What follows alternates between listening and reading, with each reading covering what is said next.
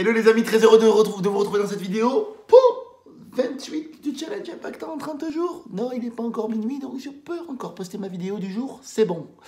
Alors aujourd'hui, j'aimerais que l'on parle de la version la plus grandiose de vous-même. Qu'est-ce qu'elle ferait, cette version la plus grandiose de vous-même, dans les situations dans lesquelles vous pourriez peut-être vous énerver un petit peu, vous voyez, ou vous mettre en mode aussi petit dragon. Il y a quelques années...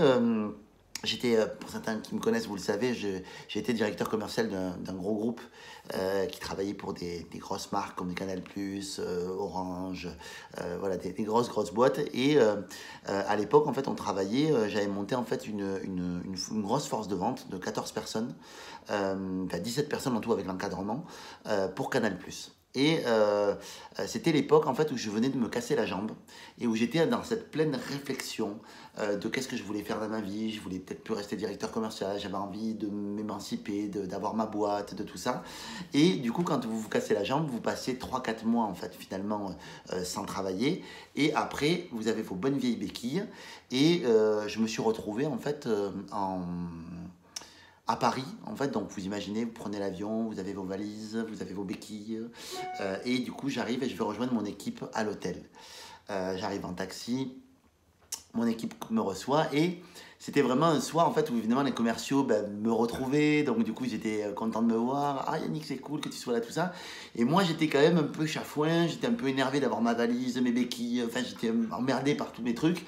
Et je les vois et je leur, tu sais, je garde mon sourire, je dis hey, salut les gars, et tout. Écoutez, ce soir c'est quartier libre, faites ce que vous voulez, allez dans les restos que vous voulez, c'est cool. Voilà, on la joue quartier libre et c'est sympathique. Et du coup, je vais dans ma chambre, je dépose mes affaires, tout ça, et je redescends, et en passant par le lobby, je vois que tous mes... En réalité, j'avais envie un peu d'être tranquille, en fait, hein, c'était ça l'idée. J'avais envie juste de manger avec mon chef des ventes, vraiment un truc à la cool, vraiment. Et là, je descends dans le lobby, et là, tous les commerciaux sont là, ils me regardent, et là, ils me disent, tu vas manger où? Je dis, je sais pas, je vais manger dans la rue, je vais descendre, puis on va voir au plus près. Ah on va venir avec toi. Du coup, je me retrouve en fait au moment où j'avais envie un peu d'être tranquille, ok?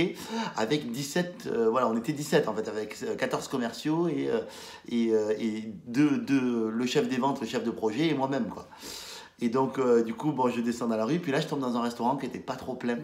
Et ce resto, en fait, il y a le gars m'ouvre, et je vois que le restaurant, en fait, il y avait vraiment la place, quoi.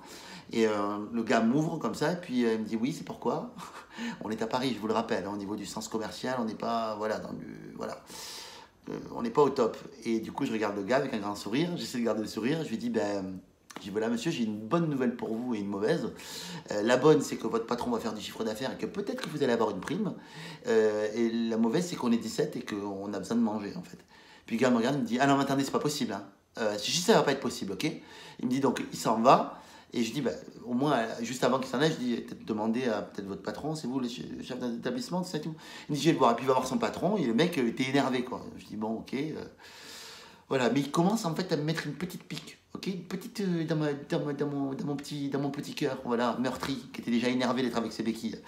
Et là, le gars revient, le patron revient, grand sourire, bonjour monsieur, nous allons nous organiser. Et je dis, écoutez monsieur, je dis, moi je veux juste, voilà, on n'est pas obligé d'être ensemble tout à côté, on peut chacun être de l'autre côté, on va en tout cas vous faciliter les choses pour que ça se passe bien. Le seul truc, c'est que c'est moi qui paye l'addition, c'est la seule chose. Et le gars, le patron me dit, oui, bien sûr, on va s'occuper de vous. Et là, mon jeune arrive, énervé, arrive et donc nous place. Et donc, en attendant que chacun choisisse la carte ou autre, mes commerciaux prennent un petit digestif, tout ça, ce genre de choses. On est bien, on est en séminaire, on est bien, on est sympathique. On est à la cool, quoi. Et donc là, le gars, en fait, le temps que j'ai choisi, je vois une formule sur le menu où il y a digestif, apéro, il y a la totale Chantal. Et je me dis, bon c'est top. Je dis au gars, je dis écoutez, je vais prendre ça. Je vais prendre cette formule-là, comme mes gars ont commencé déjà à prendre l'apéritif, tout ça, comme tout était inclus, je vais prendre ça là-dedans. Il me dit, bon, mais ils prendront quoi comme apéritif? Je dis, là, ils l'ont déjà pris parce qu'ils sont déjà à l'apéritif. Donc, en fait, on va passer juste à la suite. Ah non, mais il fallait le dire avant. Là, maintenant, il faut qu'ils en prennent un autre, machin. Et les gars commencent à m'énerver. En fait, déjà, ils commencent à me dire, voilà, il faut qu'ils en prennent un autre parce que tu l'avais dit avant. Enfin, le mec un peu con hein, dans l'histoire. Hein. Et donc là, ils commencent à me chauffer un petit peu. Et là, je me dis, écoutez, monsieur, vous savez quoi? On verra avec le patron à la fin. D'accord? Quand je passerai à l'addition. Et là, j'ai la moutarde qui commence à monter. Vous voyez, je commence à me...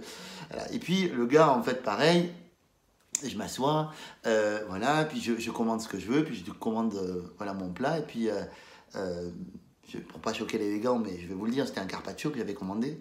Et le gars passe derrière moi, et puis je dis au gars, est-ce que vous auriez la gentillesse de bien vouloir me ramener du parmesan? Oui, ben, il faudra payer un supplément. Et là, je l'ai attrapé par le bras. Et je lui dis, si t'arrêtes pas de me faire chier, je te mets ma béquille où je le pense. Tu sais ça? Je vais te mettre ma béquille où je le pense. Et là, je me suis mis à péter les plombs, en fait, en plein dans le resto. Il y avait les commerciaux qui étaient tous comme ça, médusés, en train de se dire, ça y est, il a pété une durite. Ça y est, il a pété un plomb. Et là, du coup, le gars de la soirée, en fait, je ne le vois plus. Ok? Et là, en fait, je m'énerve. Je me dis, je vais le crever. Quand il va passer, je vais le crever. Et en fait, je me suis même en mode vraiment énervé, vraiment vénère. Et en fait, pendant cette soirée-là, je me rappelle en fait que ça m'a plombé ma soirée. Ça m'a vraiment détruit ma soirée. Parce qu'en fait, j'étais vraiment sous tension. En fait, j'étais déjà sous tension avant. J'avais attiré ça et je m'étais vraiment mis sous tension. Et en fait, y a une phrase que j'ai appris, j'en parlais tout à l'heure avec Vanessa Vimon. Voilà, parce que on discute beaucoup de développement personnel et de ce genre de choses.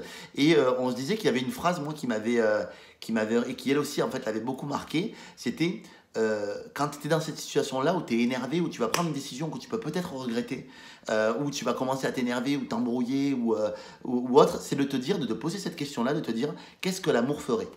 Et moi, je reposais cette question-là que je dois à David aussi, à mon Davidou, à mon Dadou le François. C'était que ferait la meilleure version de moi-même? Ou alors de se poser la question, qu'est-ce que je ferais si j'étais moins con? Celle-là, elle n'est pas... Voilà, mais moi j'aime bien me la dire de temps en temps. Qu'est-ce que tu ferais si tu étais moins con? Je suis toulousain en même temps. Con, c'est pas vraiment une insulte chez moi, ok? Et en fait, le fait de se dire ce genre de phrase-là, en fait, ça permet de prendre du recul sur la situation à l'instant donné.